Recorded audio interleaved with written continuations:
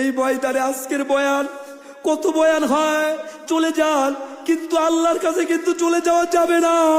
আল্লাহর রাসূল বলেন আল কোরআনু শাফিউল্লাহ, আল্লাহ বলে আল কোরআনু লাকা ওয়া আলাইকা, কোরআন হয়তো সুপারিশ করবে অথবা বিপক্ষে বলবে, কোরআন বলবে আল্লাহ, কোরআন ডাক দিয়া বলবে আল্লাহ।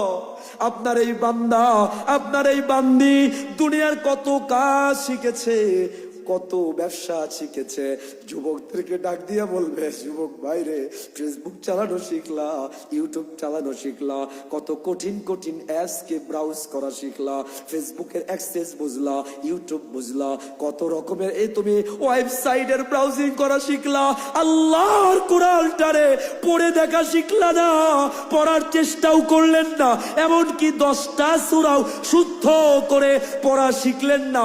আল্লাহর কাছে গড়ায় দাঁড়ায়া কি জবাব দেবেন বলেন না?